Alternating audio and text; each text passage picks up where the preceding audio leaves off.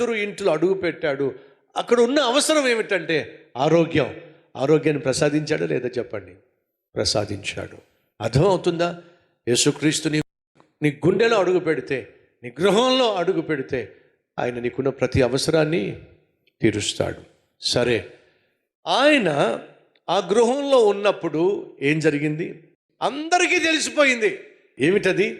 యేసు నీ ఇంట్లో ఉంటే చెప్పండి, నలుగురికి తెలియాలి. ఏమని? వాళ్ళు దేవుణ్ణి నమ్ముకున్నారు. వాళ్ళ ఇంట్లో చాలా ప్రశాంతత ఉంటుంది. వాళ్ళ ఇంట్లో మీరు చూడండి, ఎంత ప్రేమగా ఉంటారో వాళ్ళు, ఎంత ఆప్యాయంగా ఉంటారో వాళ్ళు, ఎంత అనురాగాన్ని పంచుకుంటారో. అన్నదమ్ములు చూడండి, అక్క చెల్లెలు చూడండి, ఎంత అనురాగంతో ఉంటారో, ఎంత అన్యోన్యంగా ఉంటారో, ఎంత ఆత్మీయంగా ఉంటారో, ఎంత ఆప్యాయంగా ఉంటారో. యేసు నీ ఇంట్లో ఉంటే ఆత్మీయత ఉంటుంది. యేసు నీ ఇంట్లో ఉంటే ఆత్మీయత ఉండాలి, ఆప్యాయత ఉండాలి, అన్యోన్యత ఉండాలి, అనురాగము ఉండాలి. సహోదరులు, యేసు నీ ఇంట్లో ఉన్నప్పుడు ఇవన్నీ సాధ్యం. కానీ మేము దేవుణ్ణి నమ్ముకున్నామండి, కాకపోతే కొట్టుకు చేస్తామండి. దేవుణ్ణి నమ్ముకుని కొట్టుకు చేస్తారా? బాప్తిజం తీసుకున్నామండి, కాకపోతే ఒకళ్ళ చుట్టూ ఒకళ్ళు పట్టుకొని ఒకళ్ళు ముంచేసుకుంటామని మేము అడుగుతున్నాను. భార్యాభర్తలు, సహోదరులు, యేసు మా ఇంట్లో ఉన్నాడని మేము క్రైస్తవులని చెప్పుకుంటూ కూడా కొట్టుకు చావడం సరైంది కాదు. అస్తమాను భార్య మీదకు నువ్వు లేవడం, అస్తమాను భర్తను నువ్వు నిందించటం, ఎప్పుడు చూసినా అరుచుకోవడం, కేకలేసుకోవడం, అది యేసు ఉన్నటువంటి ఇంటికి సంకేతముగానే కాదు. మరి యేసు లేని గృహములో కొట్లాటలు ఉంటాయి, మనస్పర్ధలు ఉంటాయి, గొడవలు ఉంటాయి, అల్లర్లు ఉంటాయి, అరుపులు కేకలు ఉంటాయి. యేసుని ఇంట్లో ఉన్నట్లయితే ఉండడానికి వీల్లేదు. యేసు ఆ ఇంట్లో ఉన్నాడు, అందరికీ తెలిసిపోయింది. రహస్యం కాదో. యేసు నీ జీవితంలో ఉన్న, యేసు నీ ఇంట్లో ఉన్న రహస్యంగా ఉంచాల్సిన అవసరము లేదు. యేసుక్రీస్తు నీ కోసం నా కోసం రహస్యంగా మరణించలేదండి. యేసుక్రీస్తు నీ కోసం నా కోసం రహస్యంగా దెబ్బలు తినలేదండి. నిన్ను నన్ను విడిపించడానికి, నిన్ను నన్ను క్షమించడానికి, నిన్ను నన్ను పరలోకానికి చేర్చడానికి యేసుక్రీస్తు ఎక్కడో 4 గోడల మధ్య మరణించలేదో.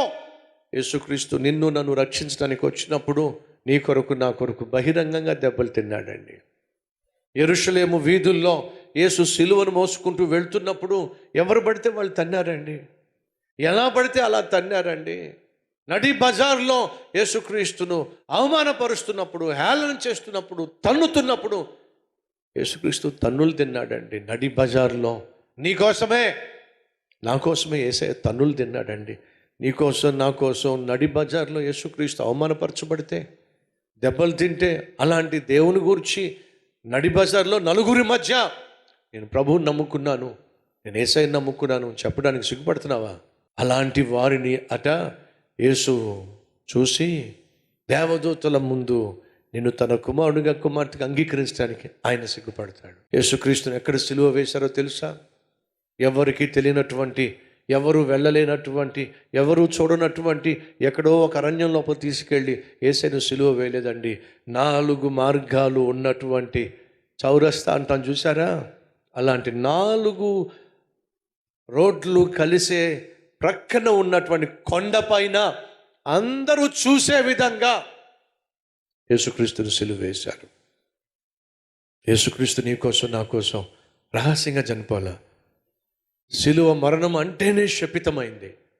సిలువ మరణం అంటేనే బహు అవమానకరమైంది. ఎందుకంటే బహు దుర్మార్గుల్ని, బహు భయంకరమైన వారిని, మామూలు శిక్ష, మామూలు మరణ శిక్ష కాదు. సిలువ మరణం అంటే అది భయంకరమైనటువంటి సిలువ మరణ శిక్ష. అది బహు దుర్మార్గులకు విధించేటటువంటి శిక్ష. అలాంటి శిక్ష యేసుక్రీస్తు నీకోసం, నా కోసం రహస్యంగా పొందలేదండి. బాహాటంగా, బహిరంగంగా అందరూ చూస్తున్నప్పుడే కొండపైనే యేసు నీకోసం, నా కోసం సిలువలో మరణించాడు.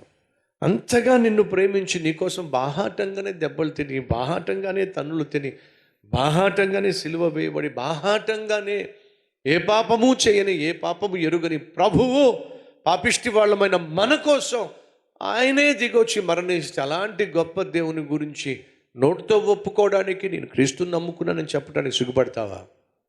ఒక్కసారి ఆలోచించు. దాచిపెట్టమాకే, క్రీస్తు పట్ల నీకున్న విశ్వాసాన్ని దాచిపెట్టమాకు.